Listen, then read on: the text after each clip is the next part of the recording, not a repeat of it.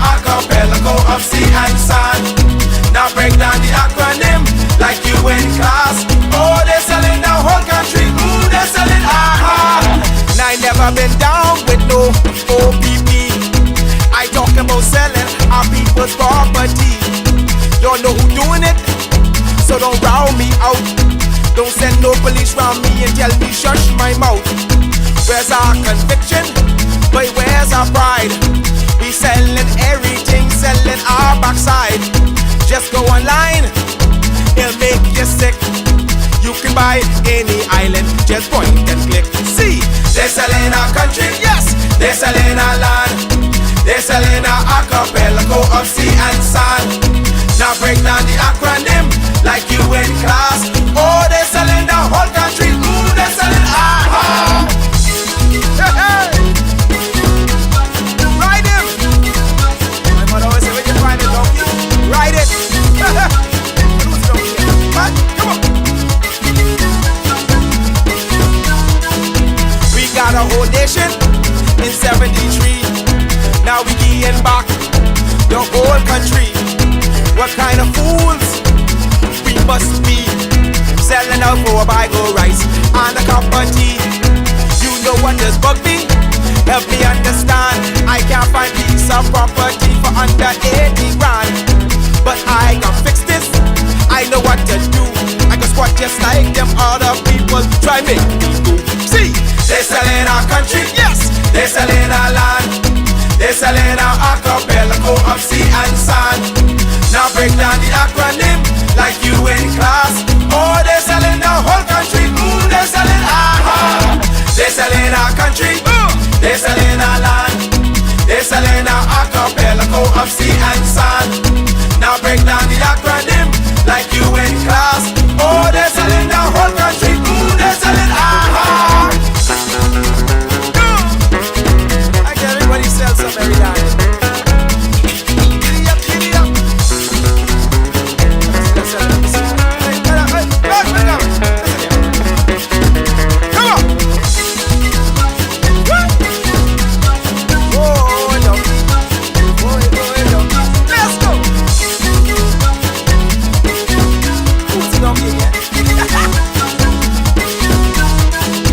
They're selling one island, they won't keep. What can be left for you and me? Is this the example? What's our kids to do? You want them have a sense of pride, or go selling too? Cause they're selling our country, yes, they're selling our land.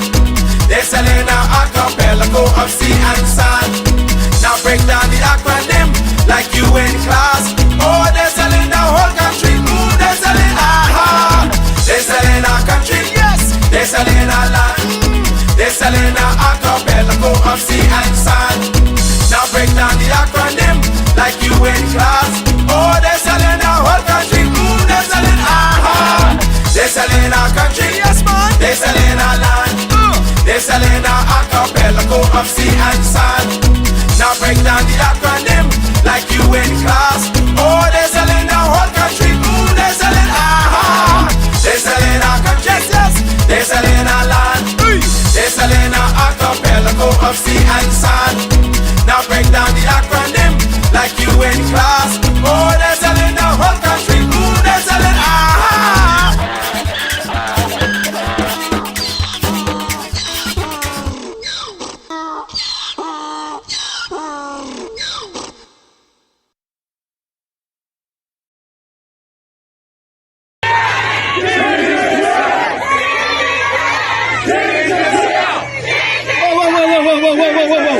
Whoa, girls, we outdoing it.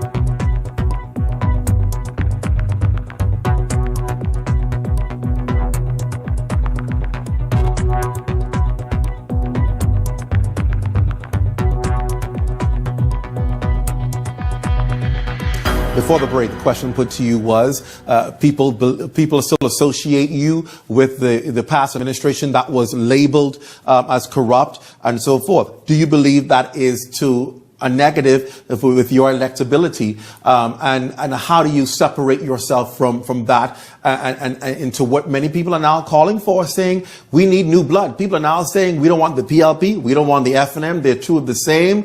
What do you say to that? That is a tough hurdle for any party to overcome. What do you say regarding that? Well, first of all, I served in the last administration, the Christie administration, as Deputy Prime Minister, with other portfolios. I'm not ashamed of having served for those 5 years, and I can say that, and I say it publicly. Let me just say that the Christie administration did what they thought was best. The priorities and choices made was what they thought and I thought was best at that time. The label of being corrupt, I reject out of hand. Oh, Lord Jesus. Because I'm not aware of any of my colleagues in that cabinet having committing any corrupt act. Are you serious? I know nothing. Nothing. Marathon Member of Parliament Jerome Fitzgerald had his emails to Bahamar developer Sarkis's Merlion printed in the Tribune newspaper.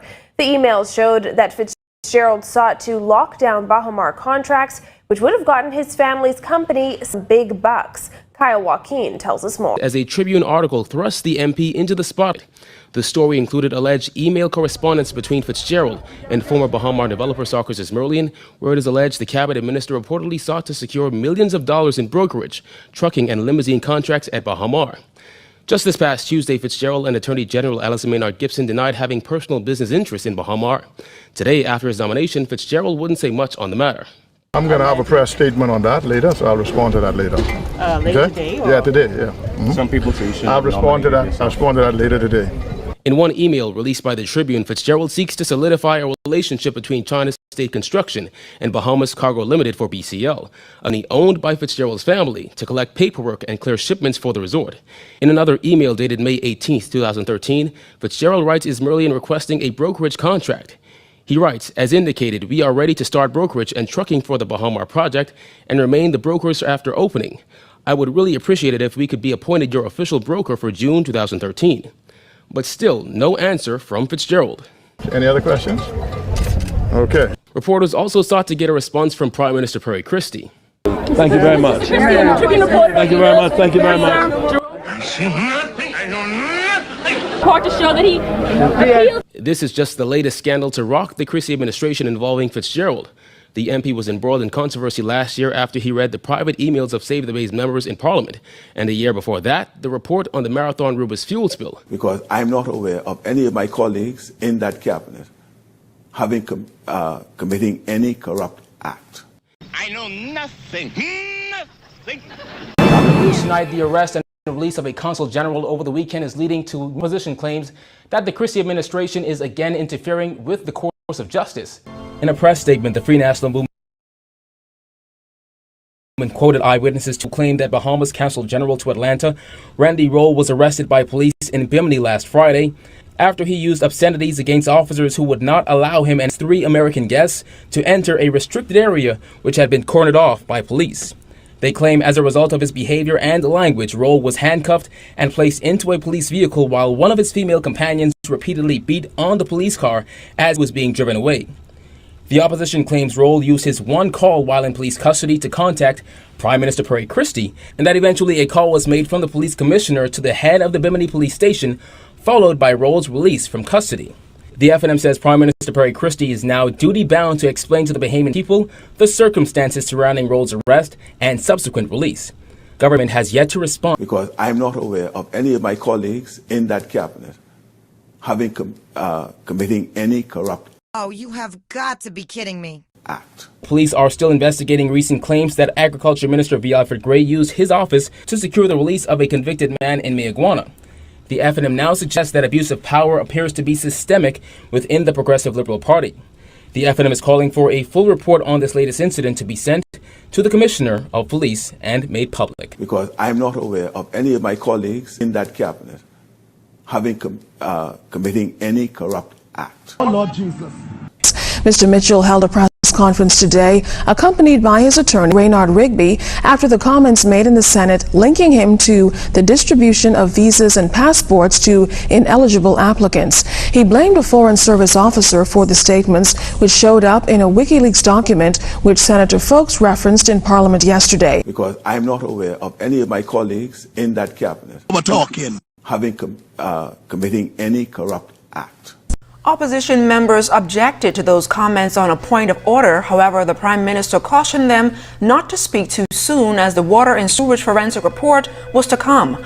Opposition leader Philip Davis responded to that and claims about the termination cause for that lifetime contract. I'd like you to know that I was advised this morning that I'm named somehow in that. I know nothing about it, right? But I don't, no one is doing me any favor to say to me that my name may appear in a report that's being written. I don't know whether it's adverse to me or not, but what I can say on the record, that no one has spoken to me about anything in relation to Water and Sewage Corporation. And I would have thought that it will be totally unfair for any report to be written about me without speaking to me about it. But I'll wait it. I accept that a termination period of 3 years may not be a normal termination period, right? But one has to understand the circumstances under which that term was agreed.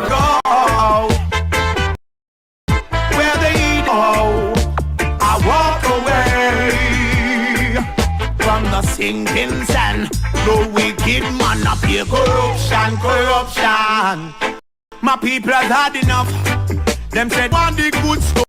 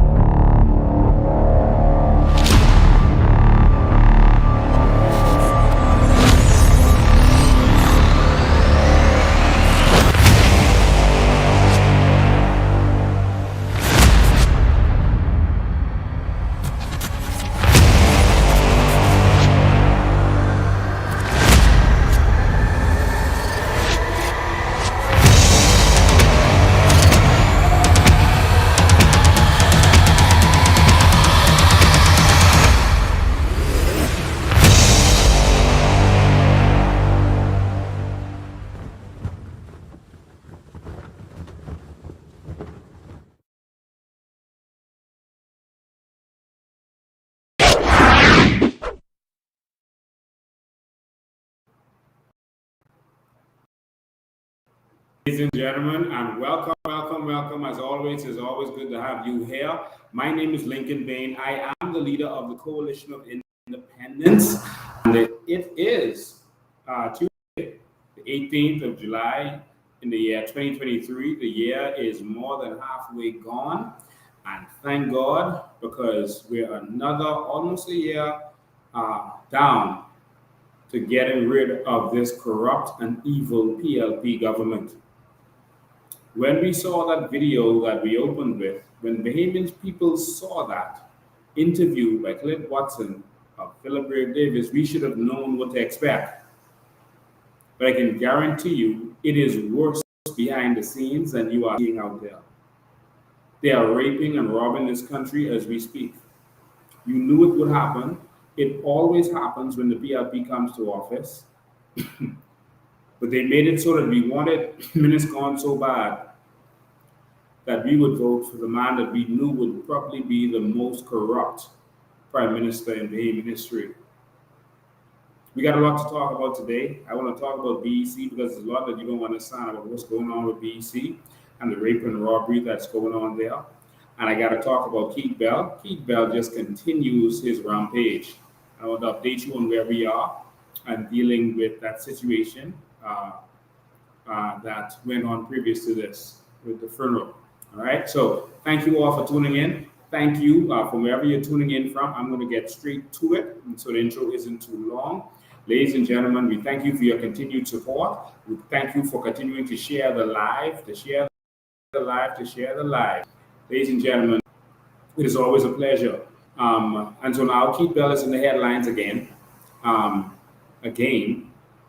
this time it's the FNM pretending to be the COI by doing a press conference with information that the COI released exactly 2 weeks ago about the more than 100 Chinese that were arrested and that Keith Bell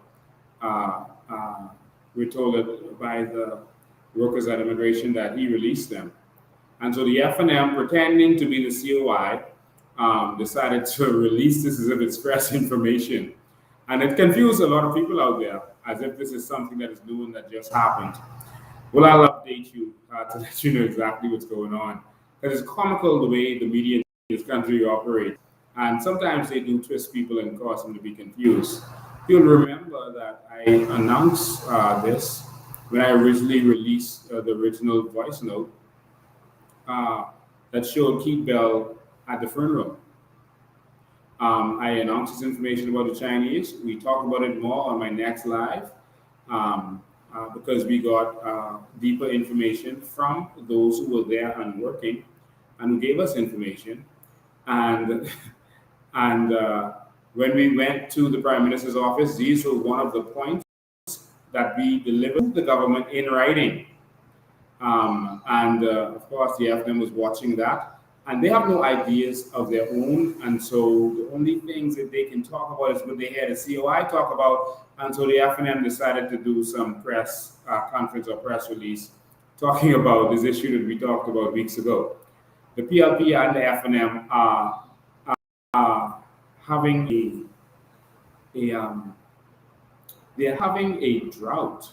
They're having a drought of ideas. They're having a brain freeze right now as relates to vision and ideas and things to talk about. They don't know what to do. And so the only thing that they can do is watch these lives so that they can have some ideas to at least talk about. They're not going to implement them, but they need to talk about them. And so we have to continue doing these lives, not for you, ladies and gentlemen, but for the PLP and FNM. Otherwise, they would be absolutely dead with nothing to talk about. They may even cancel House of Assembly because they have nothing to do and nothing to talk about other than rob and rape the Bahamian people. And so the FNM finally decided to talk about the Chinese matter, Jesus. And they talk about it as if it's theirs. This will continue. And of course, they recently had a meeting, and their basic understanding is that they feel, the conclusion is that the majority of the Bahamian people won't get to hear when I say something on the live, so that they can steal whatever they hear me saying and they can present it as if it's new. And if it's as if it's them presenting it, and no one will notice that they have no ideas and they're only presenting what they hear from Lincoln Bay on COI Live. But it's not working because everyone, including their supporters, are seeing exactly what's going on. And they're saying, oh, well, the FNM and PLP are stealing your ideas. We have no problem with anyone using our ideas. Ideas do not belong to anyone. As long as the Bahamian people can benefit from it, that is what we want. Let's make that clear first and foremost. But the problem we have with them is that they are taking these ideas and introducing them in a way that we won't benefit. We're going to talk about all that because I called into the Steve McKinney show today and had a conversation with his guest, Dwayne Sands, live on air. And because he had a standpoint that was, to me, sickening. And we're tired of it. And we're not going to have any more of it. Not another day of this evil deception of the Bahamian people. And so we just wanted to get started there. And so, what are we talking about? Again, over 100 Chinese were arrested, put in bus at the Hilton Hotel, and calls were made. And of course, Keith Bell was called, and Keith Bell called the Deputy Director of Immigration. All right, the Deputy Director of Immigration, we're identifying, and he told the deputy, he told the deputy to let those people go and let them apply the next day. All right. The deputy director protested that this is wrong, it's unlawful, it shouldn't happen, and didn't want to do it. But of course, she was overpowered by Keith Bell, and Keith Bell decided to do what he wanted to do. All right, and he forced her to obey his orders. This is wrong and unlawful. The minister has no right to deal with the day-to-day governing of the immigration. He has no authority to give any instructions to the director or deputy director. The act says that the director is in full charge of the Department of Immigration. The minister's role is policy only, to communicate the policies of the government, not to dictate or operate the day-to-day operations of the department. This is about to change in the New Bahamas. There will not be ministers interfering with day-to-day operations of these ministries moving forward. This is about to change. And so that is what he did. And then subsequently, this lady was suspended. And so it wasn't technically a suspension. She was put on leave. All right. You're about to hear from Keith Bell. I'm going to show you his response to that in the media today. But you're about to hear from that. She was technically put on leave. So technically you could say he didn't suspend her, but he put her on leave. Okay? And so putting her on leave was suspending her. And every time her date comes up, hearing comes up, they push it back, something happens. Absolute nonsense. Because she's a decent Christian lady who refuses to do anything that is wrong. And so he didn't want her around. It's time for change. So I'm going to let you hear from this evil, corrupt man, who I'll call a criminal because of his actions of putting that woman on leave the way he did and interfering with the Department of Immigration. Criminal Keith Bell. This is his words in response. You can see guilt. Let's hear from the criminal himself, Keith Bell. In January of this year, the Department of Immigration, as part of its ongoing efforts to ensure compliance with our immigration laws, discovered a number of irregularities with the status of workers at the British Colonial Hilton construction site. Whilst the irregularities required immediate action, it was determined that given all of the circumstances, taking the persons at the detention center was unnecessary. It is important to note that the employer, as with almost every other major hotel redevelopment, has a heads-up agreement with the government of the Bahamas to permit the temporary importation of foreign construction workers. Secondly, the irregularities found at the site could and were expeditiously cured by the employer. Was it not your immigration department that rounded them up? Was it not your immigration department that rounded them up? Minister, was it not your immigration department that rounded them up yesterday? Who was it within your department? You suspended several immigration officers to facilitate the release of the Chinese. Who was it in your department? Who was it in your department that rounded them up? Mr. Bell, answer the question. Immigration officers. Did you suspend the immigration officers? No, I didn't. So you can, that's on the record? No. Okay. Absolutely.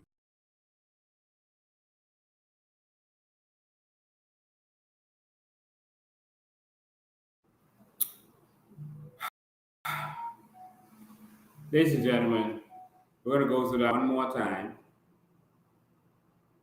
One more. And I'm going to talk you through this. I hope you're not getting any feedback. If you are, just let me know.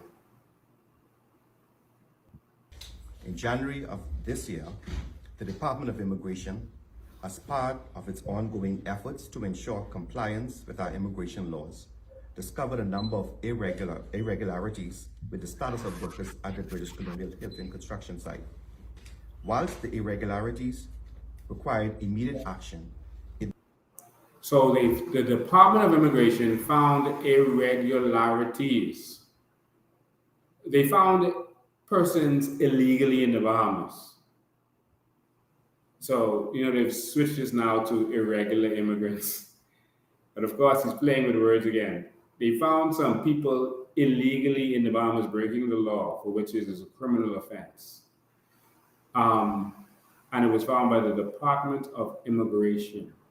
Okay? And he said it required immediate action. That shows how serious it is. Let's continue.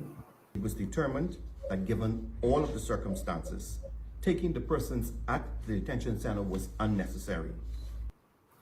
He says that he found that it was unnecessary to take the persons to the detention center. If it was unnecessary to take them to the detention center, why were they packed up in buses? No, the Department of Immigration found it very necessary to take them to the detention center. That's what they were doing until you stop them. It is important to note that the employer, as with almost every other major hotel redevelopment, has a heads of agreement with the government of the Bahamas to permit the temporary importation of foreign construction workers. Do you hear how he worded that? It's important to note that the employer has a heads of agreement with the government to allow the importation of foreign workers. The heads of agreement does not give them a work permit. It says that they will be allowed work permits. It is not a work permit. He's wording that as if that gave them the right to have these people here.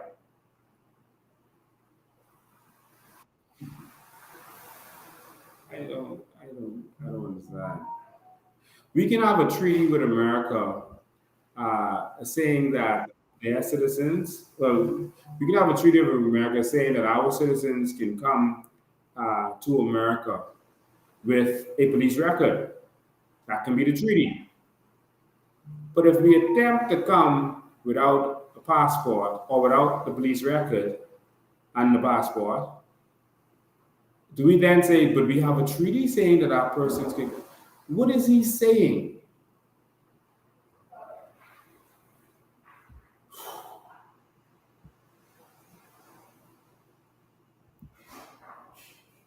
Secondly, the irregularities found at the site could and were expeditiously cured by the employer.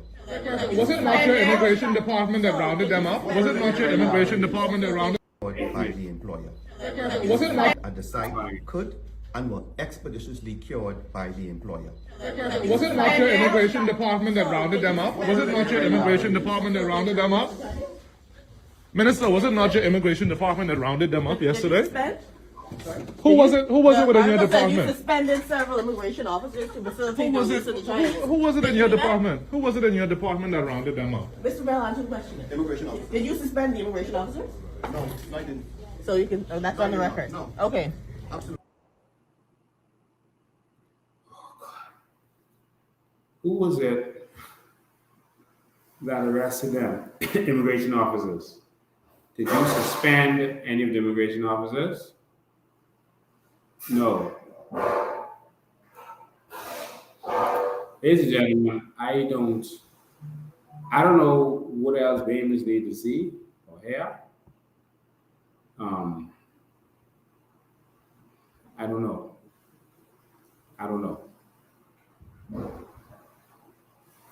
It's just not adding up.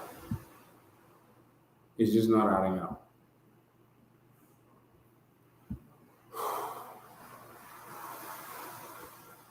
I'm terrified for this, our one Bahamas. I'm terrified. I want to play one more thing for you again, just to remind you. I hate to have to do this, but after I play this, it's time to go to war with these criminals. All right? I just want you to hear this again, Bahamas, for yourselves. One more time. I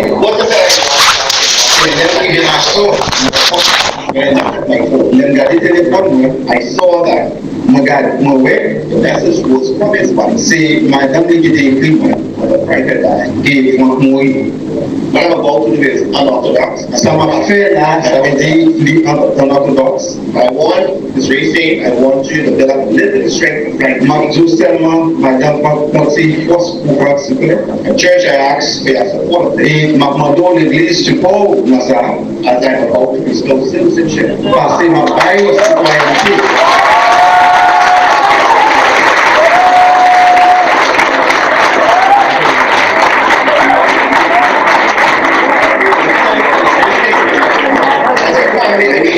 Maman, madame, avec famille, petite vie au campé.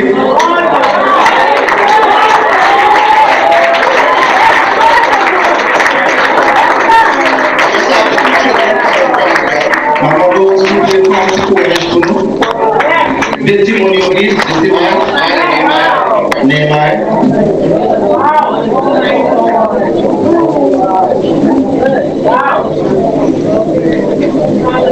children will have to take the oath. Testimony va lui sermenter, but adults have to take the oath. Mais la monnaie lui sermenter.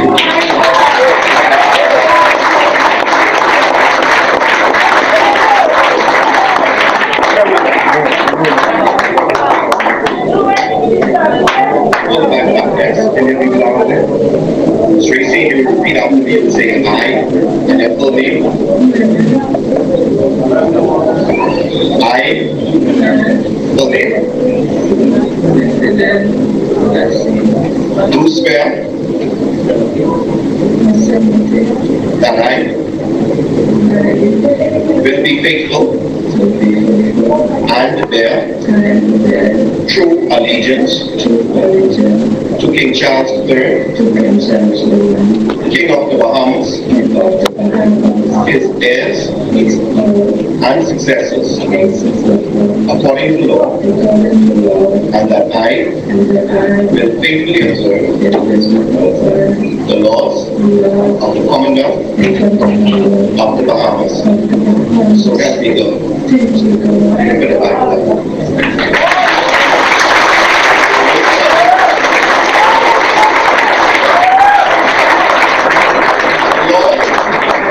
La loi does not allow me to dispense with any part of what I'm doing.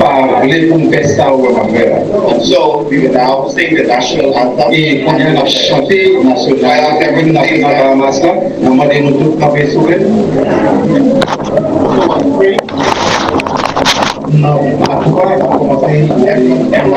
Tout le monde, s'il vous plaît, café. C'est parti. One, two, three.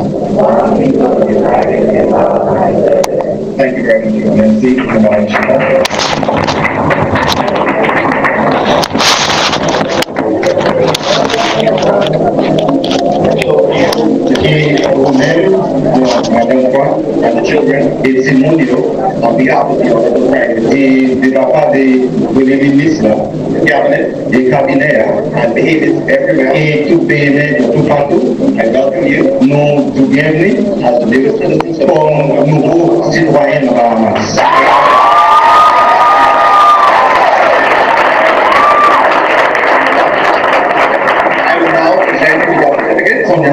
Certificate I end by saying that Frank is now resting in peace.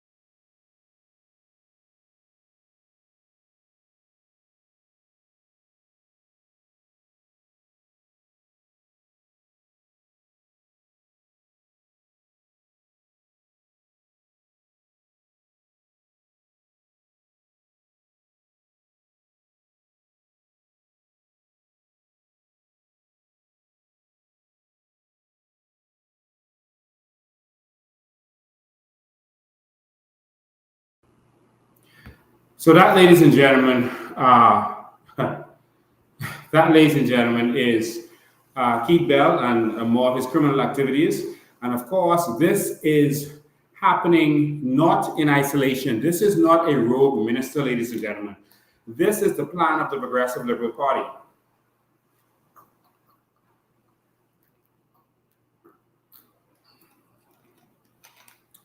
Keith Bell is doing the bidding of Philip Brave Davis himself. They know that Bahamians are becoming discouraged with them, and they are trying to create their own voting bloc of new voters because they know that the Bahamians are tired of being swung every single election. They saw, based on the poor turnout last election, that Bahamians had had enough and that we aren't going to take anymore.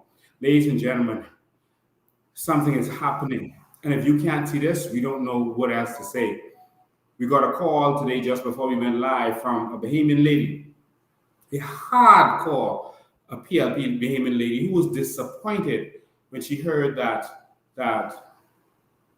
someone, well, her husband, who she's not together with, I guess, had used her name, her ex-husband, sorry, had used her name in order to get his papers straight. And when she inquired, they told her that it could have only been the minister to have authorized that. She never signed for this. This is the kind of things that's going on in our country. We need change. We need change now. We need change desperately.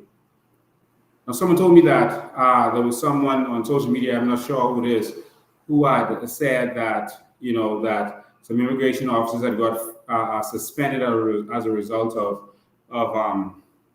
us advocating for them or whatever, or exposing what Keith Bell had done, etc., and that the COI had to go out and fight for them. Let me make this clear. The COI has been fighting. The COI is fighting. That's what we do every day. We don't fight the way other people tell us to fight, or we may not fight the way you want us to fight, but we will continue to fight for the Bahamian people. And just to be clear, these persons weren't fired because of anything to do with the COI. These persons were not fired, suspended. They're talking about the deputy director who was suspended from January or February after she stood up against Keith Bell for the darkness that he was doing. This is months ago that the suspension happened. This is not any new suspension that we know about, okay? And so we know that persons were being victimized at that place. if they stood up against the minister. We are standing up for them. And so where are we? We told the minister and we told the government that we're going to take legal action, and those are the avenues that we're looking into right now. What the government did was, in terms of the funeral, where Keith Bell gave the citizenship, the prime minister came forward afterwards and he said that there's no reason for Keith Bell to step down because he did not give out a citizenship at the funeral. That's the words of the prime minister, we're told. And so he didn't give any citizenship to anyone at the funeral. So in other words, in order to avoid our lawsuit, they are now saying that, well, we didn't do anything, so no harm, no foul. He may have said some wrong things there. His actions might have been wrong, but he didn't actually give out the citizenship. Now, this goes against everything everyone was saying, that he did nothing wrong by giving out the citizenship. It's the PLP scrambling to cover up their evil. And so that's their strategy now. And so we have to look, well, we have been dealing with our persons at immigration so that we have everything documented before we act. So just know that we have not stepped back from this. We are all over this. We're working with persons on the inside to see exactly what is going on. But it seems like right now that he didn't actually give out the citizenship, or they pulled back and told her, listen, this went public. Some people secretly recorded us. And so we got to hold on your citizenship for right now. And then when the dust clear and everything calmed down and no one is looking, we're going to just secretly give it to you. And so it seems like that is where we are now. All right. And so we're gonna continue to do what we have to do. So just be patient with us. We are fighting. All right. So that's where we are. And so, ladies and gentlemen, the PLP is a criminal organization. A criminal organization. And every time they come to power, this is what happens. But on the other hand, the FNM is a failure as an opposition. All right? The only thing they have any kind of capability of doing is trying to copy Lincoln Bain and the COI.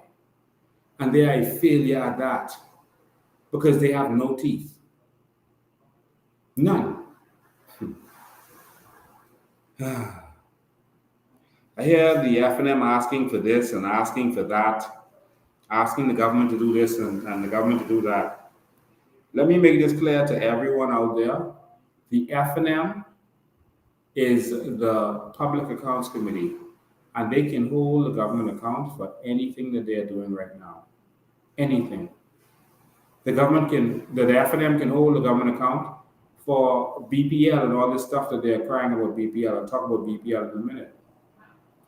The FNM can hold the government account for everything that they've been crying about. Let me show you one example of how the FNM and PLP is working together. All right? And then that'll lead me to BPL and then Dwayne Sams. Did you know that all government officials, senior officials, must disclose? They must disclose. There's a form, you must fill that out, not only when you're running for election. Now, we saw in the papers recently that many persons failed to disclose. Did you know that the leader of the opposition or the prime minister, either one, can file charges against any member of parliament who failed to disclose? Did you know that? Guess who knows that? Pintard knows that. Brave Davis knows that. Every member of parliament knows that. If you fail to disclose, the leader of the opposition has the power to prosecute you, and you can go to jail. There's jail time, there's a heavy fine, and they can seize any property or belongings or money that you didn't disclose. That's the law. But you notice that Pintar is not doing that. He's not going to offend his fellow criminals, the PLP. They're in this together, raping the Bahamian public. How could Pintard talk about the government not doing their job, the government not following the laws that relates to procurement, but Pintard isn't doing his job? And remember, we're paying him. This isn't voluntary. He's not an activist. He's not a party that's trying to get into office. We are paying him to do his job. And if anyone failed to disclose, Pintard has a duty to prosecute them.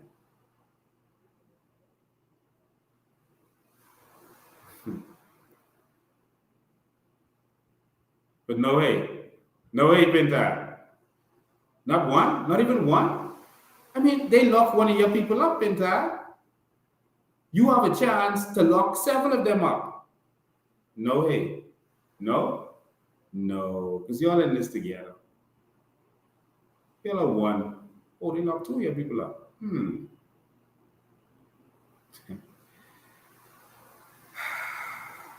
Babies are waking up, y'all.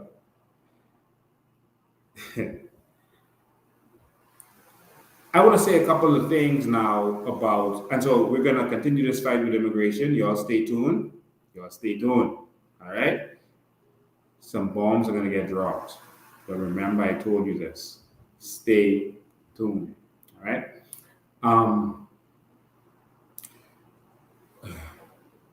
I want to just touch on BPL a little bit, because BPL is now, in the press every day, and people are hot and sweating and tortured, and even out west, the current is going off now. One time ago, people said, the current didn't go off in the west. Now, even out west is experiencing load shedding.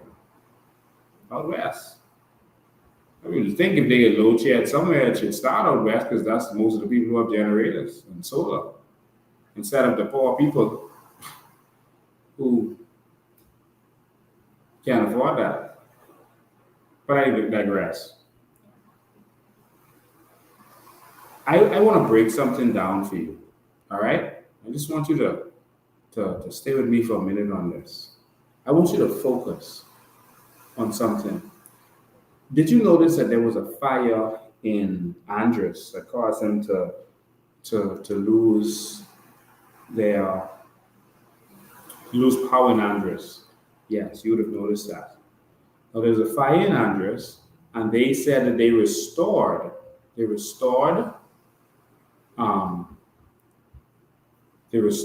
power.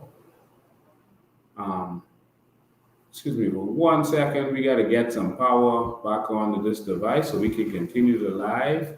We are so sorry, but we got to take a commercial break in order to get that done. So we'll be right back. Well, I didn't follow all of the words or the statements of Brent Simonet, but I took note that he said that what I did was not unlawful. And I would invite Brent Simonet to examine his own record before he could point fingers. Here it is, we're talking about someone who introduced a Commercial Enterprises Act to allow persons in this country to bypass every process to obtain status in this country. We are talking about someone who had to resign on 2 occasions from the cabinet of the Commonwealth of the Bahamas. And so his own record ought to be examined before he could point fingers at anyone. In my view, he have no moral authority to speak to me on this matter. He also said...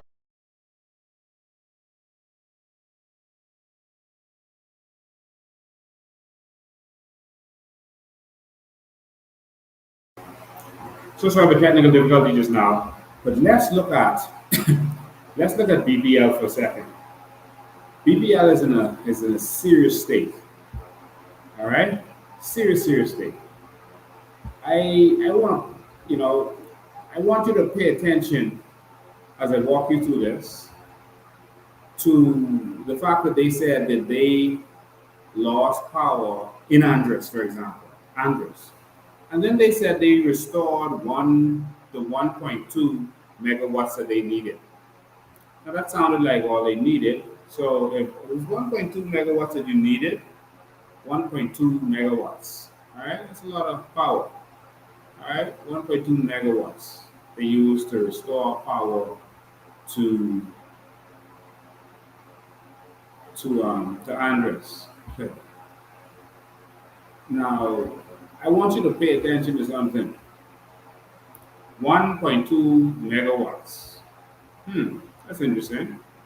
1.2 megawatts. I keep repeating that for a special reason. 1.2 megawatts. How does that sound familiar? When did we have about that same amount of power that was provided to the Bahamas? How hard is it to provide 1.2 megawatts to Bahamians? How hard is that? Is that really difficult? Well, I know when they did that. That's an easy one to remember. I'll show you when they did that. Let's screen share. So they said 1.2 megawatts is what it took to get Andres back up and running. Watch this. Ready? Watch this. Oh. $4 million solar project to cut power generation costs by $350K. All right. So here, the Bahamas got they got 1 megabyte of power. They got 1 megabyte of power donated to them by the United Arab Emirates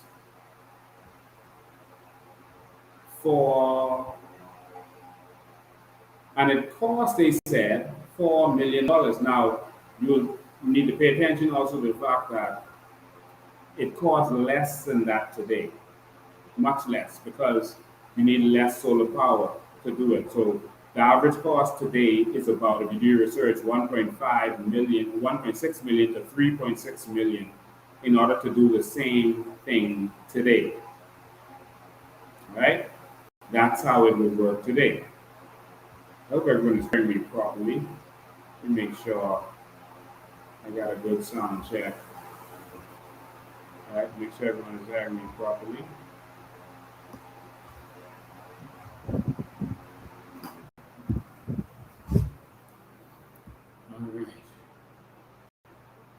All right, so let me pull it back up for you. So 1 megawatt of solar energy, they spent $4 million. And of course, today, of course, it would cost less because that was in, when was that? 2019.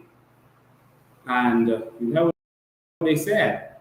And so megawatt solar system, which is displaced 310,000 liters of diesel fuel annually. You see where the big concern is for them? Because who provides the fuel? 310,000 liters of diesel fuel annually is what that 1 megawatt is going to displace annually or replace annually, which will save the island $350,000 and offset 856 tons of carbon emissions annually. A ton is 2,000 pounds. It's 856 tons of carbon. So that will all. So you see how there's more money? Oh, carbon. It's going to offset 856 tons of carbon. And they put it on a parking lot. And so this costs a little bit more money too because it's on a parking lot. So they built them with like structures over the cars. If they had just done them on the ground like normal solar with their setup, it would have been much less also. But 856 tons of carbon emissions. So hold on. Wait a minute. Wait a minute. You mean to tell me that for $4 million, our government that we're paying all this money to, our government that we're paying all this money to, for $4 million, could have simply gotten all the fuel costs for Andres, all the fuel costs, got rid of the maintenance because solar doesn't have that maintenance that these generators have and buying parts and all that kind of stuff. You'd have almost no maintenance. But we bought more of the same generators, or leased more of the same generators. Leased.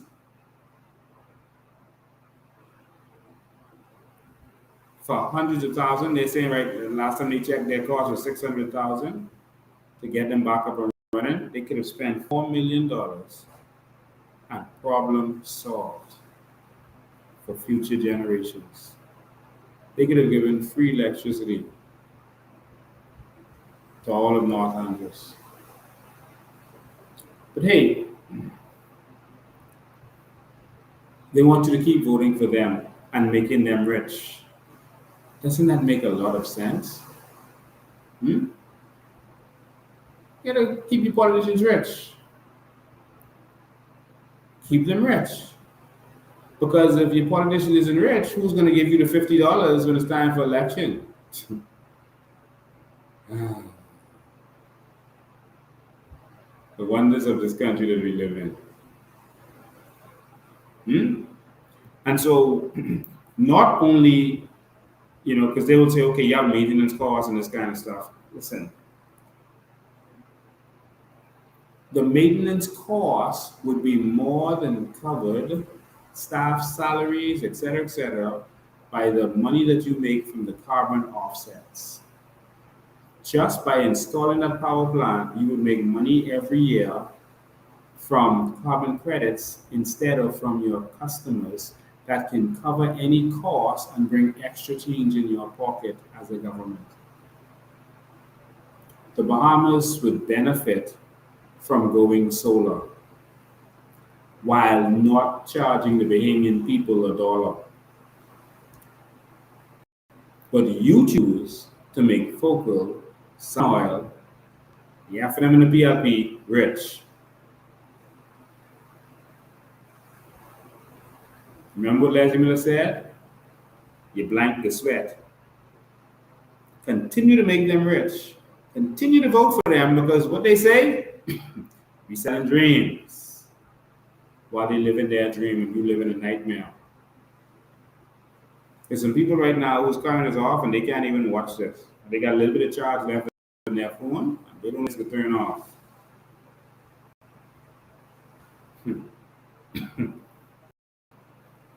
Now, I just wanted to put that there for you so you could understand exactly what's going on. BC is a nightmare. But by going solar, we could make money from the carbon credits and give free electricity to all Bahamians. It's not a dream. That's doable. And the COI is going to do it. The FNM will not do it. The PLP will not do it. The choice is yours. The choice is simple. But hey, let's keep making them rich. If that makes sense to you. All right? So I think I want to leave that there. And I want to talk about Dr. Sands a minute. We'll talk about Dr. Sands. I was told that Dr. Sands was on the show, and Dr. Sands was talking about carbon credits, and he started to make it seem as if we are selling dreams and that we're making lofty promises to people. And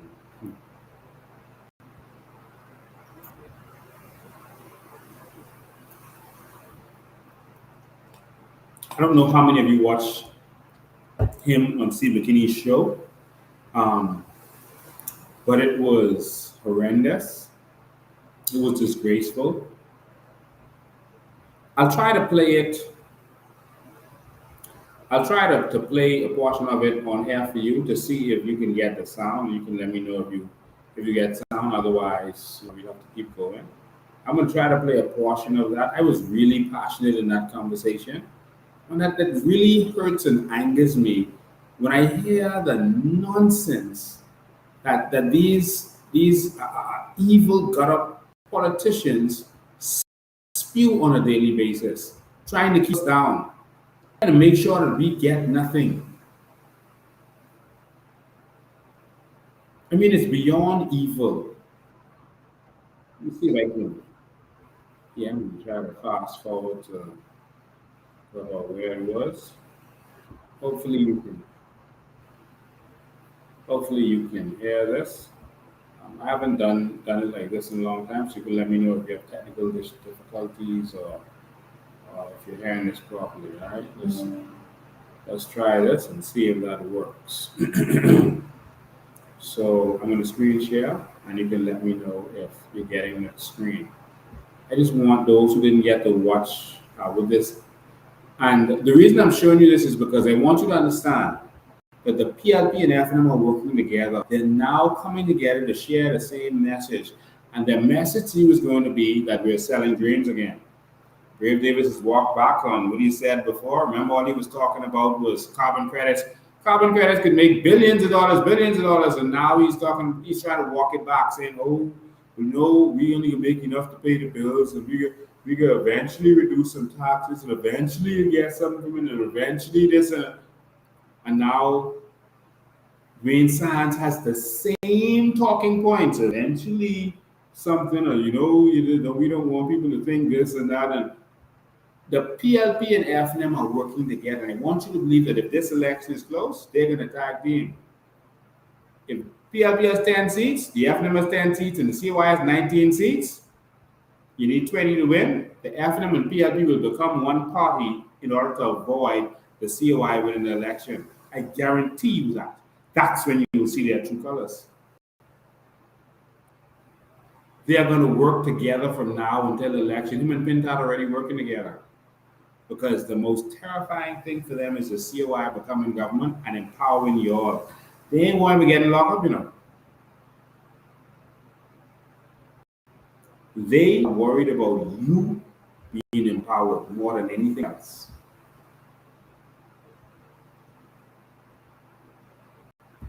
Let's go to this Facebook page and see what's happening here. All right, let me see if you can see this.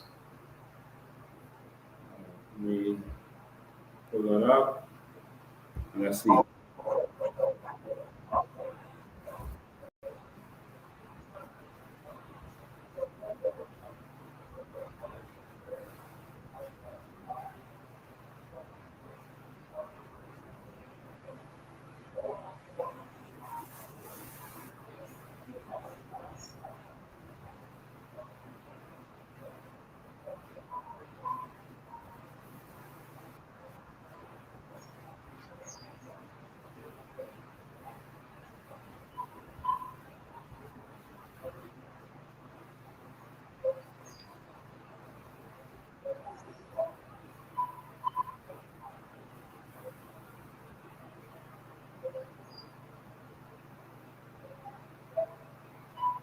I'm sorry, it doesn't seem like you're able to hear it.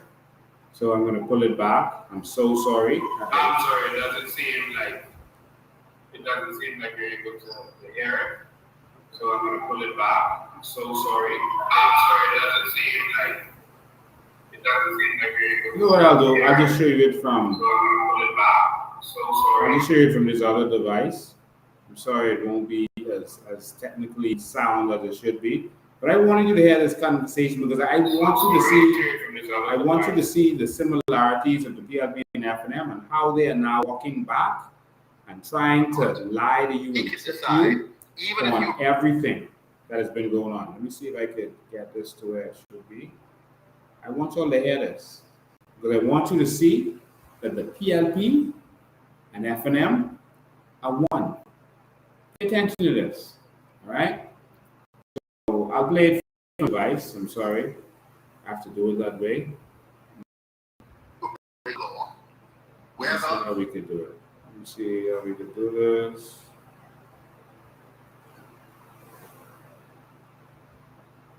All right, we started from there, and let's see how we can do this. Now, I won't be able to test the sound, so you're gonna have to just send me a text and let me know if there's any sound at this time, all right? Let's go. This time around to see if they can in fact be a part of something fantastic. Talking about people who are running science. Lincoln Bain, good afternoon. How are you? Good afternoon, Steve. I'm Austin. How are you doing? Peace and love, man. All is well. What's happening? Awesome. Awesome. My phone was blowing up off the hook with people telling me that you had the chairman of the F&M on your show, basically talking nonsense, trying to talk down the notion of our carbon credits and natural resources. Well, you know, Mr. Sands made some points, some very, very salient points is what he made, and he perhaps can repeat them. But the point is this: all he was basically saying is that, look, all of this talk that's happening out there is the question in particular. You mean to tell me that Bray Davis has been flamming these people, and they ain't being able to say that this thing is something that's going to happen when this may not even happen? And basically, you know, that's what's actually happening. So the point is this: if he is talking this core ideas like you're talking about that makes no sense, perhaps you can bring him along and help us to understand exactly what he's saying. What are your thoughts about what you heard that he was saying? It didn't give me the details of what he said, but based on what you said just now, carbon credits is not a pie in the sky dream. It is an actual program that was installed by the UN because there was an understanding that countries were making a lot of money by polluting the air and polluting the environment, and they wanted to find a way to funnel money back to third world countries that were not making the money from the pollution and that were being affected by it. And they put the carbon credits trading scheme there, and that was to be used by these.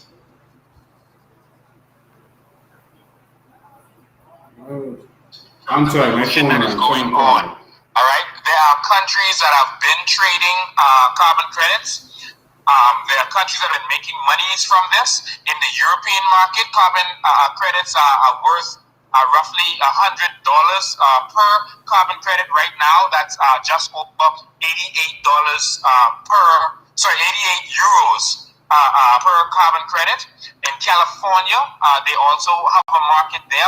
It's trading at over $30. And so, Lincoln, good afternoon. It's traded how are you? And it's good to hear your voice. I think it's very important to see that when we are having a conversation, that the context of the conversation is clear. And so, you know, we can talk about all different aspects of carbon credit trading, the monetized value, which is almost in hundreds of billions of dollars, and so on and so forth. The fact that the biggest carbon credit trader is the worst offender in the world. That's China, followed by India. What I have said, Mr. Bain, is that what we do not wish to do is to overpromise the Bahamian people that next year, this year, next week, etc., that we are going to be monetizing these carbon credits to the point where it is a major contributor either to our national budget or to our GDP. And that, at the end of the day, when people talk about these expectations, they are talking about decades. Okay? So it is more important for us to look at the existential threats to this Bahamas and the fact that right now, small island developing states are under siege. And so you have to balance this promise, and we haven't gotten the first dollar from carbon credits yet, with what is happening to us every single day. Mr. San, let me tell you what states like ours are under siege from. We're under siege from poverty. All right? We experience hurricanes and major hurricanes every several years. But every single day, we are under siege from poverty. We are hitting potholes. We are under a health system, which you also are part of, where we are suffering every day. People are dying in the hospital. We are under siege. Yes, we don't expect to overpromise people. We will not do that. But let me tell you what has been happening. The FNM and PLP have been lying to the Bahamian people, saying that we had no natural resources. And you know what I did? I presented documents with PLP members of parliament and FNM members of parliament, including Prime Minister Ingram, that showed them signing off billions of dollars worth of our natural resources while they were telling us that we had no natural resources because they didn't want us to benefit from it. And this continues with conversation like yours. Okay? We have every right to shoot for the sky. We have every right to aim high as a country. No problem at all. And what I think is very important for you to do is to be honest with the Bahamian people. And, it's all well and good, and I'm going to be very respectful to you, and I expect the same in return, okay? That we may have a different view of the way forward. But do not, at any point in time, misrepresent the facts as to where I stand, where we stand on matters of making this Bahamas a better place. You don't have a monopoly on patriotism, nor do you have a monopoly on ideas. You just happen to have a particular set of ideas that you are wishing to promulgate, that you're wishing to propose to the BAM, and I support that 100%. But don't for 1 minute suggest that I don't have similar ideas, that the Free National Movement doesn't have ideas that are good for the Bahamian people, particularly when you were one of those people trying to become a part of the FNM. I'm not speaking about your ideas. I'm talking about the lies of the FNM. Romy Ferreira, the Minister of Environment, came to the Bahamian public, is published in the papers, and said that the entire aragonite industry was worth $2 million. That's what the FNM put out there.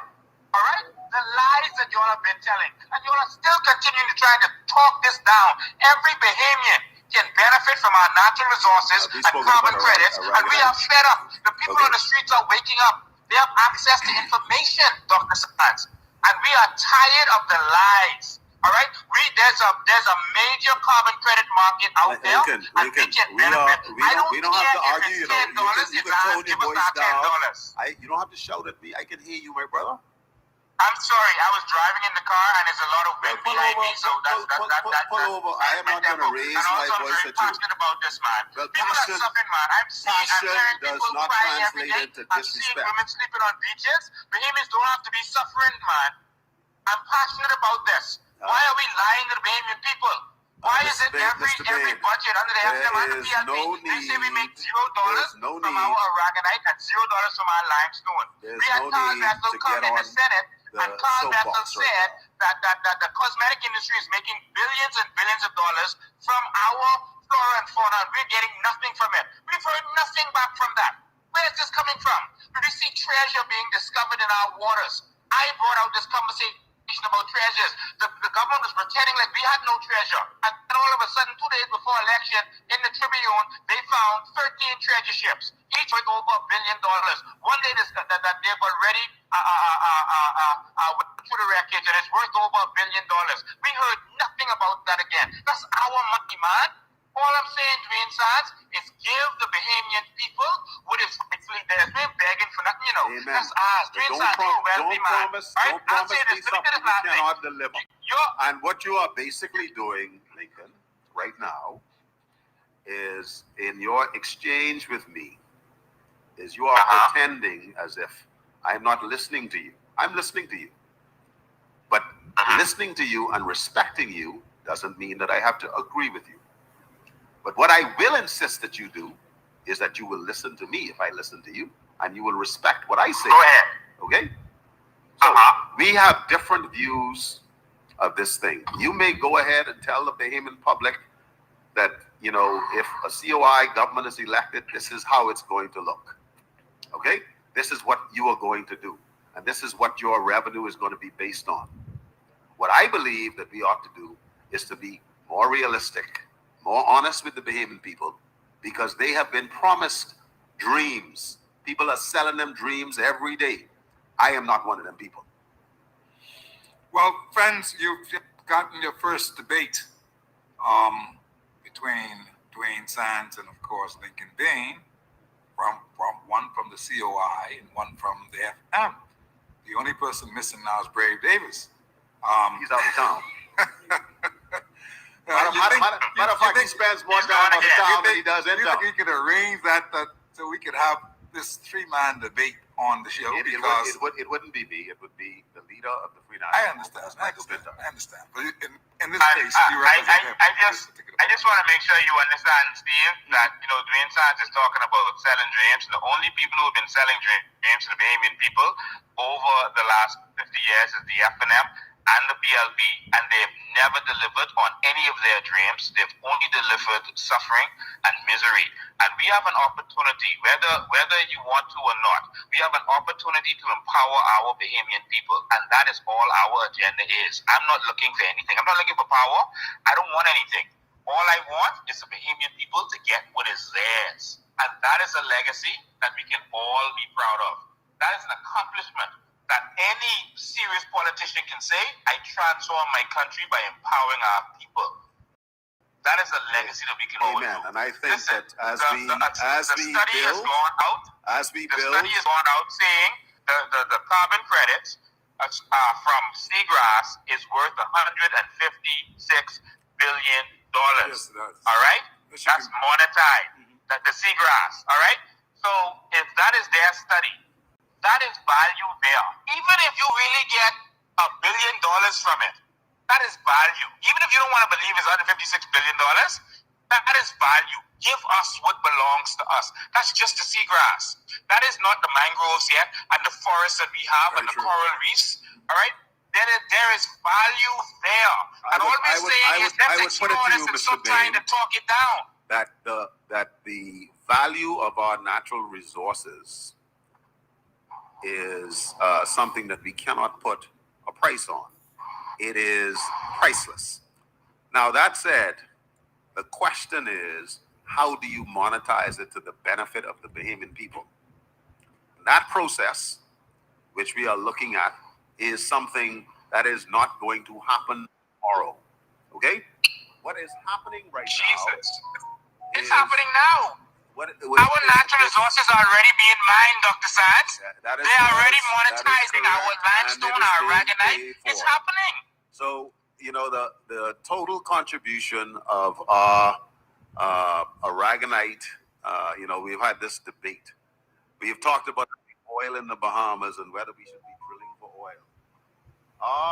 Our major contribution right now is the people of the Bahamas, who the value of their sweat equity is not considered. And so while I appreciate the concept that you're raising, we believe that more important to get people to achieve the great things that they need to achieve and show them how to get there, as opposed to promising them that they can win the lottery tomorrow and you have no clue as to how to make that happen. Well, gentlemen, I thank you both. Thank you very much, Mr. for your call. Good talking to you, Lincoln. Same here. All right, sir. Same here. So, ladies and gentlemen, that was, sorry, still playing. That was Dr. Dwayne Sands. Dr. Dwayne Sands, resident of, what do you call it, Old Fort Bay, puppet of the oligarchs, has been sent out like Roman Ferrero was to downplay the value of what we have as a country. And I want to say this to every Bahamian. You better wake up for your children and for yourselves. We have a chance to bring real change. All we got to do is make our people benefit. Give us the royalties. You see what they're doing and they're working together. You saw that Philip Brave Davis got rid of the Sovereign Wealth Fund, put the carbon credits in the name of the Prime Minister, got rid of the Sovereign Wealth Fund, and the F&M ain't peeped a word. They ain't say a thing. They're working together to keep you poor. Now, either we could stand up together, talk to our family and friends, shake this country. I see 1,586 people on here right now.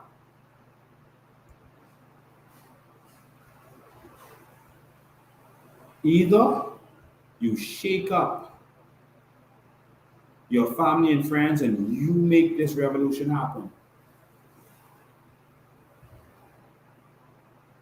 or your children has to do it. Yes or no? They're going to say there was a man named Lincoln Bain who warned us. And let's now go see if we could get what he was talking about. By then, it's going to be too late. The foreigners, the legal and illegal foreigners, the Europeans, the Americans, and the Haitians will own the Bahamas and own our natural resources, and your chance would have been gone. What keeps me up at night is that I know what is possible. I've been to the mountaintop, and I've looked over the ocean, and I've looked over the brand new Bahamas, and I see a promised land for us all. But it's only going to happen if you make it happen. I'm going to open the line as I continue to talk and say more. You know the phone number. You have to call by WhatsApp call. So hopefully you have WhatsApp. You have to call by WhatsApp call. I don't do any calls on the regular line anymore. Because, of course, the government listens to the regular line. WhatsApp is more encrypted, so it's more difficult for them to do anything there. All right, 803-5995 is the number. 803-5995. Save it, WhatsApp call now. All right, let's talk. 803-5995 is the number. Call us in, 803-5995. Call us and let's join in this conversation. First, we talk about Keith Bell. We talk about the F&M and them, not having any vision, just doing things and saying things they heard us say. And then we talk about BEC and what's going on there. There's more I wanted to talk about with time. We also talked about our natural resources and how they are trying to talk us down. They're trying to walk us back. They're trying to make us think that there's nothing to be gained. All right, let's go to the phone lines. Good afternoon, you're live. Good afternoon, Mr. Ben. I was listening to you talk and all the clips you had. Also a natural resource, I see them doing selling these keys to people, but the Bahamian people are not getting the benefits from them. That's also a natural resource. Yes, it is. You don't get a penny of that money. Yes, it is. What I'm noticing also is they all are treasonous, from the Prime Minister to the cabinet is treasonous because they're supporting whatever he passes. The F&M is treasonous because they don't say squat and they have the power to. Yeah. Listen, these people are playing games with us, the Indian people. They are playing games with us big time. And just listen to keep it. I don't trust them. They are liars. I don't care what they say. I watching what they do. And people listen here. You all could see what they're doing because they are in the open doing it. And they are blatantly not checking for us. And so, I don't want to see a nigger, a bullock, come to my yard but vote. You better stay in the road with the dogs. And don't come through my corner. Because people tired of y'all. You hear all them lies they can talk. You hear the Prime Minister stumbling while he talk. And Keith Bell refuses to answer questions of the Bahamian people. Like, you know, they're above the law. And they're above the people, the same people who put them in the house. Oh, and guess what? I start pulling my business. I don't shop with same people no more. Wow. I don't do business with people no more. I boycott them. Because Keith Bell worked a Pacific place, I stopped shopping with that person. Which place that is? That company. You understand? That's what we gotta do. Oh, you just give an example. Yes. And you going on Shirley Street? And you was like Frankie there? Did Frankie Wilson there? Yes, he used to work there. Oh, with the Wilson lawyer. Come Yes. on now. I stopped doing certain things that I used to do with them. People, wake up, support your own. Support your own because these people ain't checking for you. They just checking for themselves. Look how they have the balls and all of them and the drivers and the children and the wives. No, they ain't checking for you. So you stop checking for them. That's how we got to do this thing. Support our own. Who've been there a long time. Who's putting money back into the economy. And they better be careful who they allow in to get citizenship right here. You see them people, they burning up and killing each other. Watch what you bring in here. Yeah. Anyway, Lincoln, I have plenty to say, but it's only a short time and someone else might want to say something else. Thank you. When people wake up, you're welcome. Thank you. It's so true, you know, and Bahamians are suffering, hurting, and they have a chance to empower Bahamians. There's a lot of people who haven't heard the message, haven't heard the truth. We have to get this message out. You have to talk to your friends and family. If in the bank line, yes, someone complain, you talk to them about the New Bahamas. You find a reason to bring it up. You have to evangelize. They have bought out the media and they're controlling the media. You can see what they're doing. They're trying to legitimize the F&M so that at the end of the day, they can make it look like there's only F&M and PLP, don't worry about that other party. And that's the thing that they want to do. They want to paint the leaders of the COI as rebellious. They want to only show us, you know, from a certain light. And that's what they're going to do, to make us seem like we're unfit, when they have been unfit for all these years and we're tired. You know, these people are treasonous. They have been traitors to our country. They've been traitors. All right? And so you should go to Wikipedia and see, you know, what the punishment for treason was, you know, back in the day, and how before 1998, how they treated you as it relates to treason. It was something else. That you couldn't even walk to the place where you would be executed. You had to be dragged to that place.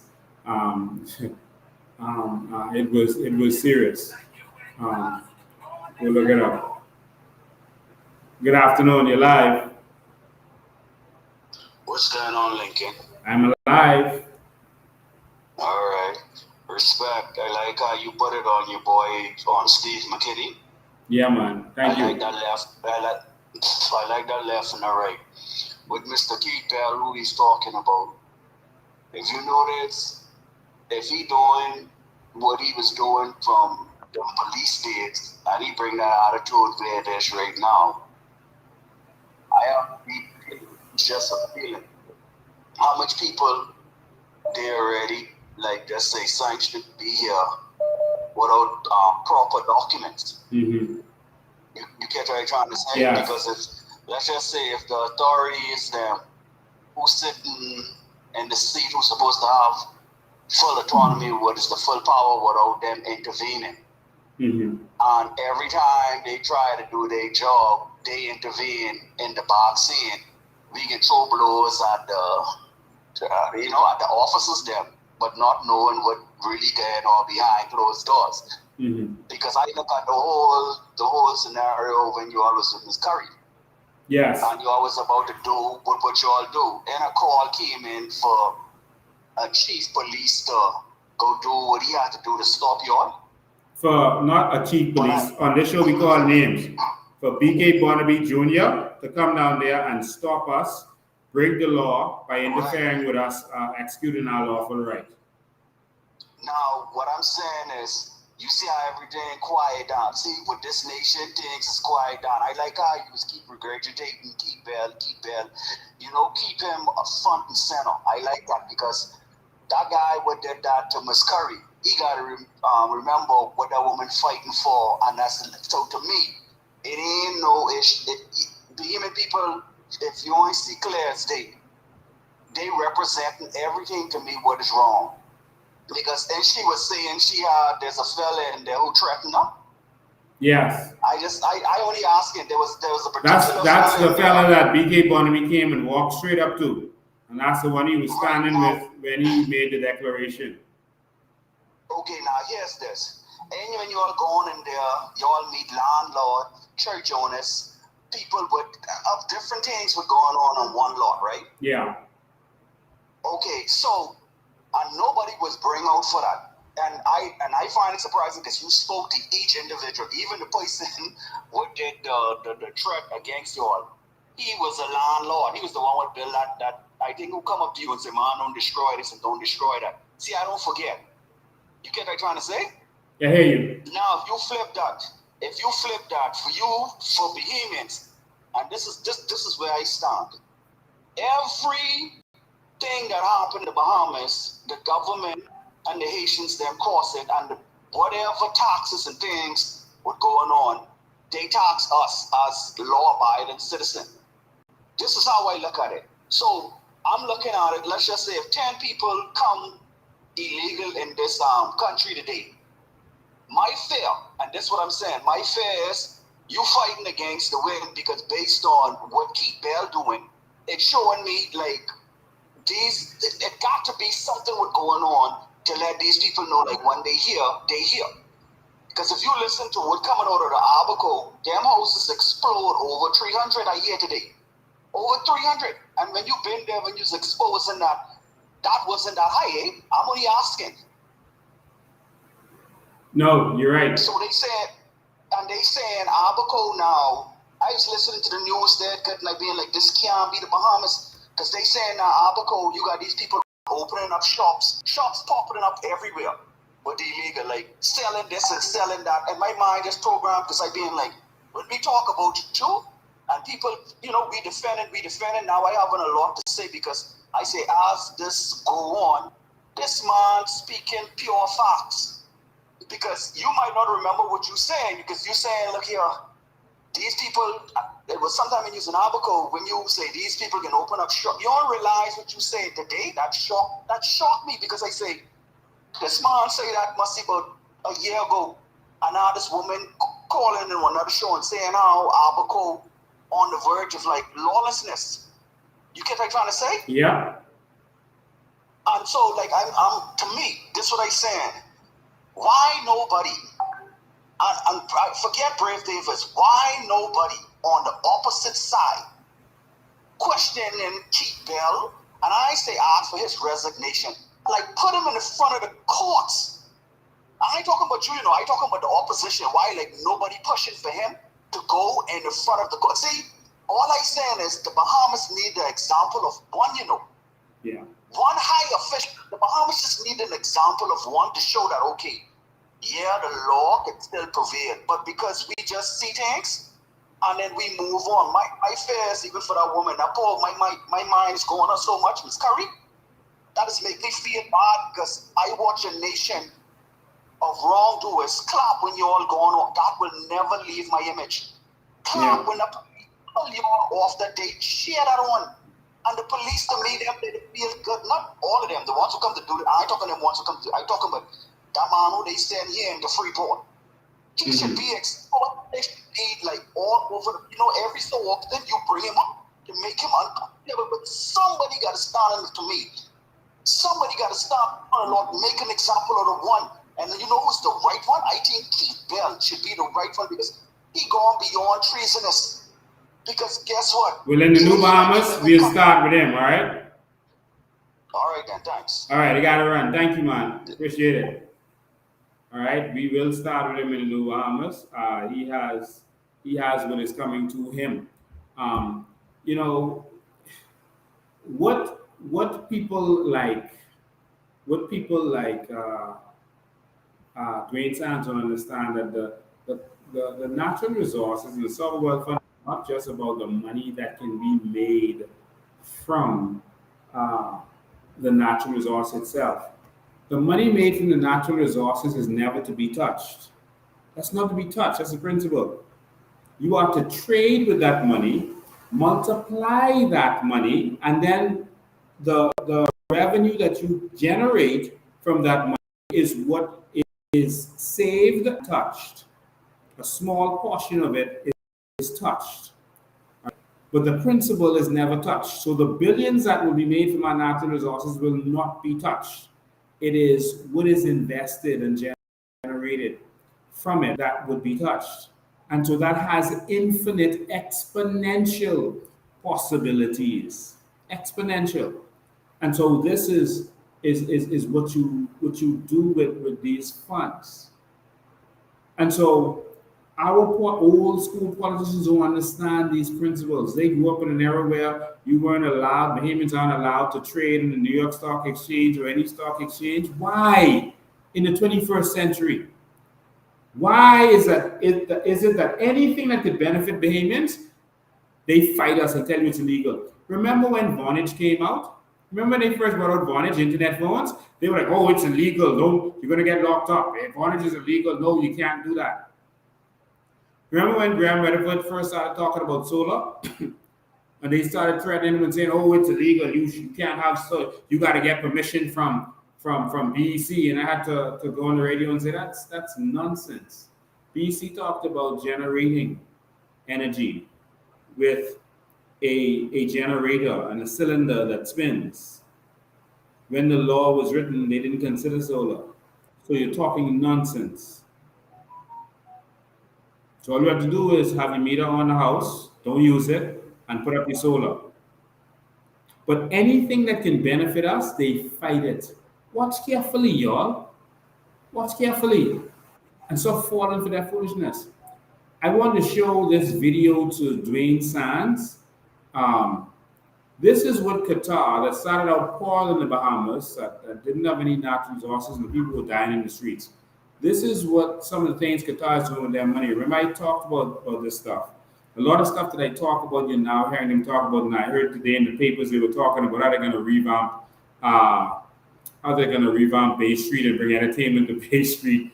I guess they finally went on our tourism plan, our vision for tourism, and they got some ideas from there. They are only getting ideas that they hear us talk about, and it's comical the way they are presenting it. They really have no vision and they don't know what to do. All right. So now they're talking about they're going to get the police ban and have them on Bay Street constantly, and they're going to build one park. And oh God, all of this nonsense. Bahamas, just let the COI come in and let's get this, because they make any sense. I want to show Dwayne Sands an example. Remember, I said on one of my shows that we are going to buy the sports teams. Our sovereign wealth fund is going to buy sports teams. Now, Adam Silver in the NBA is saying he's now catching on to the fact that, oh, we don't want sovereign wealth funds buying up all the sports teams.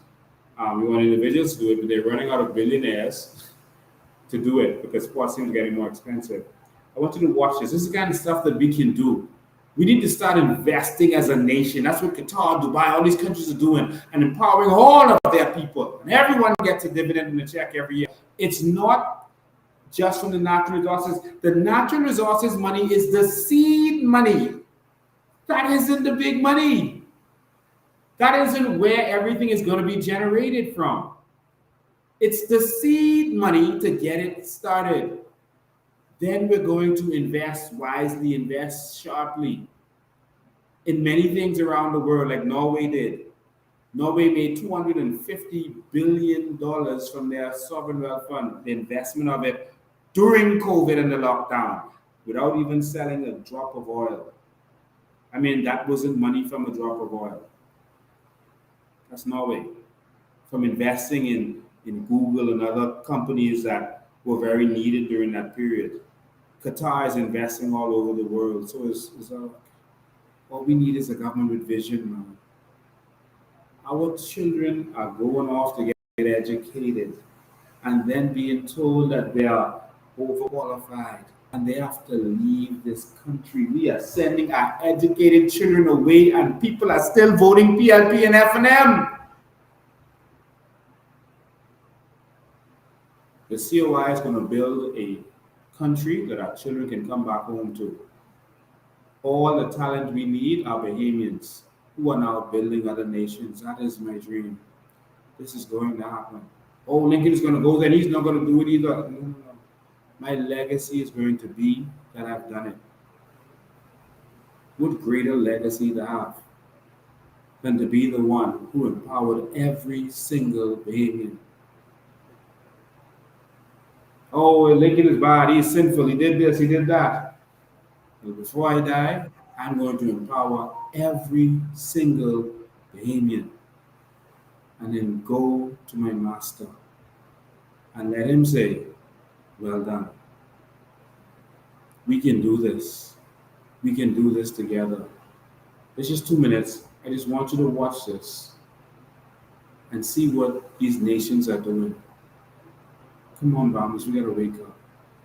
I'm saying that there's no plans to have sovereign wealth funds own teams in the foreseeable future. I thought that was an interesting thing. I asked him that question. I wanted to see what his response to that would be. I mean, listen, you can mock me for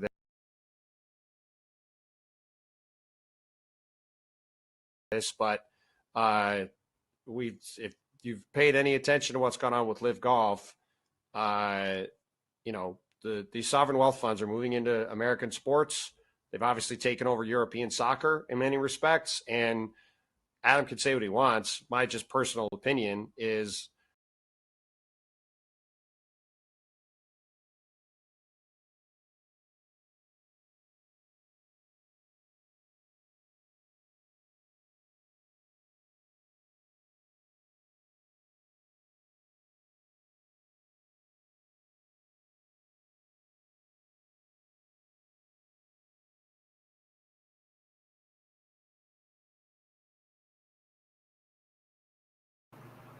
It looks like that is freezing. I don't know why. But anyway, I'll just give you the gist of it. I want you to see it. But basically what he is talking about is that the sovereign wealth funds are going and buying sports teams now. They've already bought the Washington Wizards, the Nationals, and a lot of other sports teams. And they're not playing. They're investing their money. And so they're serious. All right. So the Bahamas could be doing things like this. During the lockdowns, Morton Salt was up for sale. Not Morton Salt in Inagua alone. Morton Salt globally. All right, the world leader in salt was up for sale. For a few $100 million, and we borrowed $5-6 billion in return. So we have access to it if we want to get the money. For a few $100 million, we could have bought the world's salt conglomerate. And we could have been the world leader in salt. There are 13 salt ponds in the Bahamas, so it's not just in Agua. We could have expanded our salt empire and been the biggest maker of salt in the world. Everybody consumes salt, every human being. In your drink, they put salt in water. In your drinks, in your food, everyone consumes salt or some form of salt. There's so many other uses for it. We could have been the world leader with an instant buy-in, just like that. Ready-made customers, ready-made suppliers, turnkey. But of course, our politicians are only interested in going and looking for investors who just want to come, pay some under the table money, and do whatever they want to do. That's what Chesapeake and them are doing, giving away our country, not finding ways for us to make money. They want to continue the parasite economy, right? And so that could have been done. We could have gone into the cruise ship industry. Many cruise ship many cruise ship companies sold scores of cruise ships, scores.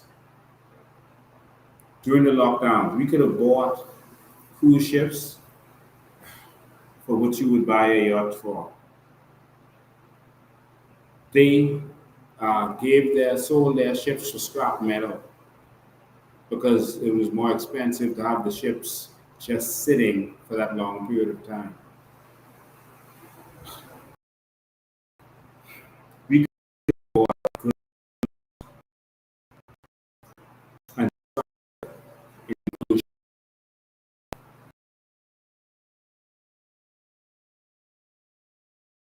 out to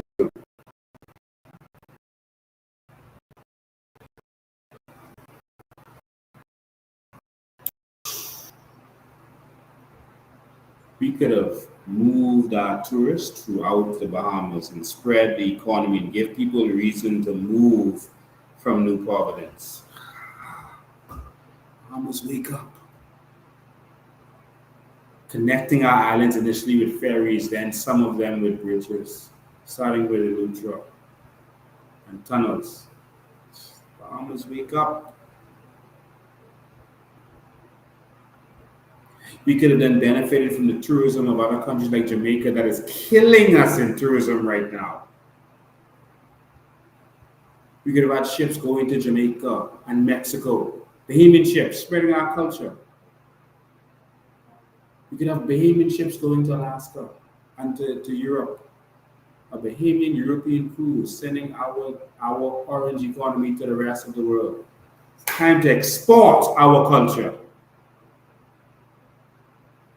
Wake up, Bahamas. We have enough sun to generate enough electricity for our neighbors, Cuba, Jamaica, Turks and Caicos, even South Florida. Wake up, Bahamas. Wake up. Wake up. Let me take, I know everyone can't call, let me take a couple of your questions. It really pains me when I see that ignorance.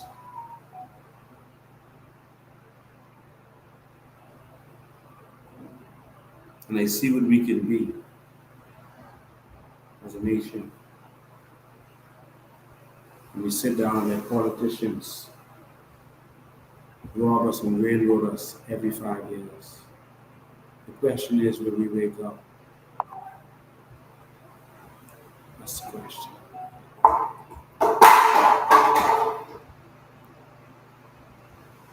Crime is through the roof and the government is reporting that crime is down. No, crime is not down. The reporting of crime is down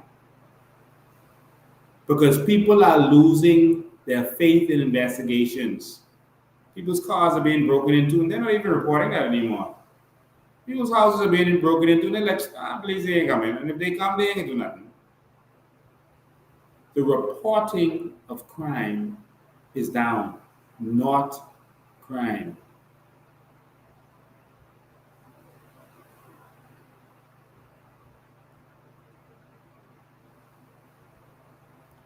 we are talking about, we had the Prime Minister traveling all over the world talking about carbon credits, but yet he bought 100, it's 100 or 150, anyway. He bought 100 trucks for the police to do patrols in. So we're patrolling in gas guzzling trucks, and we're talking about we are the ambassadors for the environment. Did you hear the FNM say a word? I wonder who benefited from those trucks. But we are the ambassadors of the environment, and you have police patrolling in trucks. I saw one of them trying to speed after someone. I saw that side of the tilt and I said, oh Lord, I could flip over. Well, trucks. Well, anyway, ladies and gentlemen, I thank you all for tuning in today. We headed to Eleuthera next week. Look out for the flyers. They sent a flyer. I'm sorry I don't have it on hand, but 7, I think is it 7 or 6 o'clock? I am so sorry. Let's just assume it's 6 o'clock. I think it's 6 o'clock. We're going to be, if I'm wrong, just look on our Facebook pages. You'll see the exact time for your family in Eleuthera. So next week on the 29th, we're having a town hall meeting in Eleuthera. We're calling on everyone to come out. I'm going to tell you what's really going on with electricity, what's really happening with electricity. We're going to talk about your immigration problem, and we're going to let you voice your opinion and let the government hear. Since no one listening to y'all, we are coming to listen. We're going to let the whole country hear what's going on in Eleuthera. Come out, come out, come out. Please be there. Call your friends and family who are in Eleuthera. Remember, they're not going to give us media coverage. So the only way they're going to know is if you tell them or if they are seeing this and watching this. So we've already gotten some calls from Eleuthera, people saying that they're going to be there. So come out, let's talk about what's happening in Eleuthera. Get to meet me and our executive team. Yes, we're all going to be there. Myself, Maria, Charlotte, our shadow ministers, Dr. MacGyver, and others are going to be there. And so other members of our team are going to be there. So come out. We're going to be at the Workers' Union Hall. Those are people who know where that is. We're going to be at the Workers' Union Hall. I think it's 6 o'clock.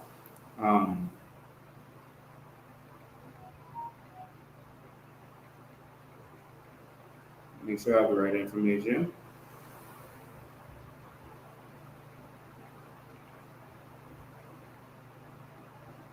Yeah, I think it's 6 o'clock. Let's see if I can grab the flyer. Nope, it didn't send it to me. All right, so I think it's 6 o'clock. Well, it's 6 or 7. Just look at the flyer to see what the exact time is. And so that's next week, Saturday on the 29th. We're going to be there. We're going to be in Eleuthera for a town hall meeting. So make sure you talk to all your friends and family in Eleuthera. Tell them to come out and let's see what's going on. All right. And so that's next week. We're going to thank everyone who supported us for this town hall. Sorry, we thank everyone who supported us for our dollar drive. There's some people who think that we shouldn't have a dollar drive. Of course, he's only PRB saying that we shouldn't have a dollar drive. That political parties should have money. That's not how politics works. That is so utterly ridiculous. There's no political party in the world that just has money. They raise money.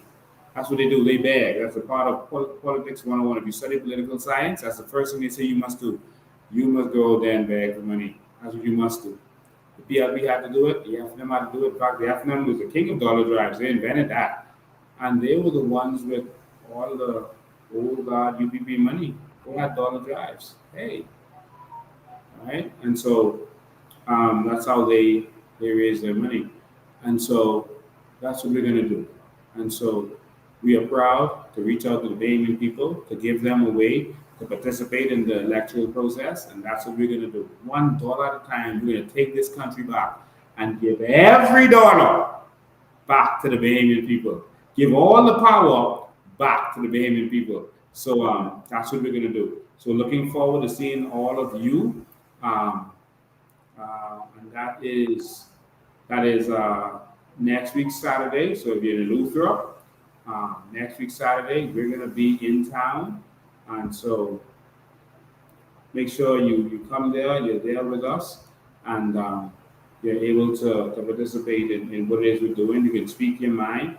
Talk about the power outages. What's going on down there? Is it better? Is it worse? What's really happening, man? We're going to talk about all of this, and we're going to give you the vision for the new Bahamas, the vision for the new Eleuthera. Eleuthera is the first place that we're going to connect to Nassau. We're going to talk about our vision for Eleuthera when we get down there, all right? So we're going to talk about the problems, we're going to talk about the solution, we're going to talk about the vision for Eleuthera. There's no reason that Eleuthera and Providence shouldn't be connected now. So the persons want to live in Eleuthera and commute to New Providence to work and go back, or vice versa. That should be happening right now, all right? And so we're going to talk about these ideas for the New Bahamas. Thank you so much for tuning in. So much more I wanted to touch on, but I'll leave it there for now. We got some more stuff to reveal on BEC.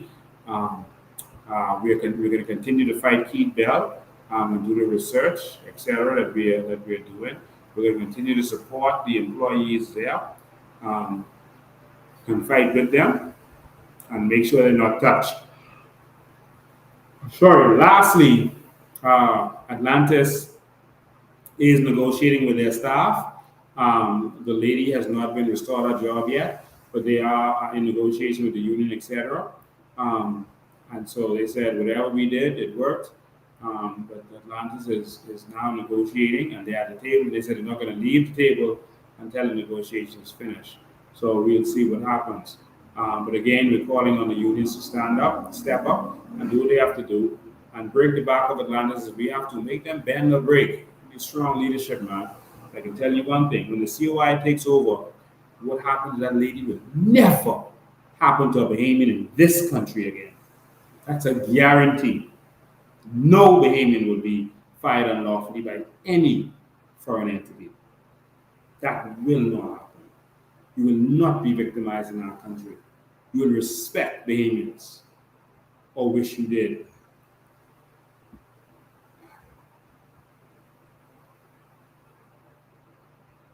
New Bahamas is coming here.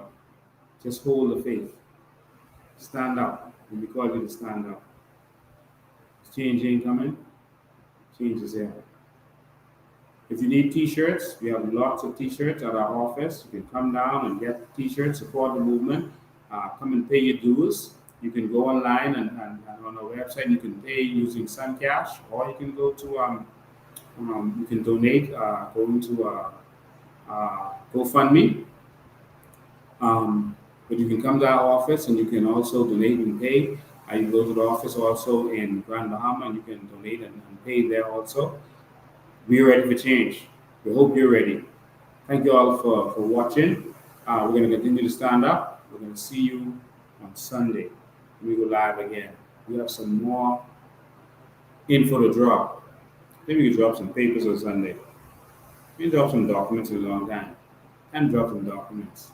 See you Sunday.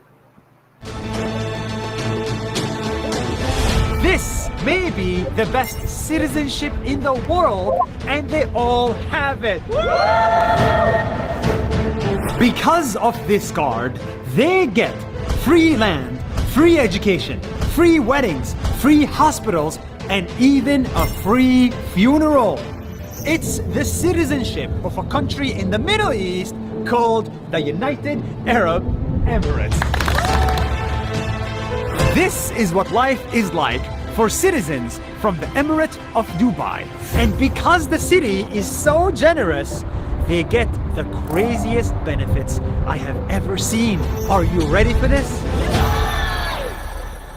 When you are born, your parents pay nothing. Your delivery and checkups for the next 9 months are all free. Then you grow up and you go to school. Local school in Dubai is free! And so are universities, because Dubai will pay for you to get a degree. I studied at Zayed University and New York University, both for free. Who's gonna pay for that? The government. Then you get married. If you can't afford the wedding, you get $20,000 to throw a wedding. And after marriage, every local Dubai family gets this. Free land! Did you get free land? Yes. Did you get free land? Yes. Did you get free land? Sure, yes. And if you cannot afford the home, then you get a grant to build it for free. I also can't afford building a house. I can get a 0-interest loan on housing. Zero? Zero. If you need to go to the hospitals are free. And if you need surgery that's not available here, they will fly you to another country to get treatment for free. When you become a senior citizen, you get discounts, many discounts.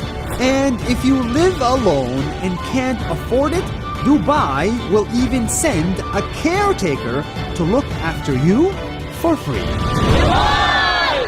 And when you die, well, in Dubai, that's also free.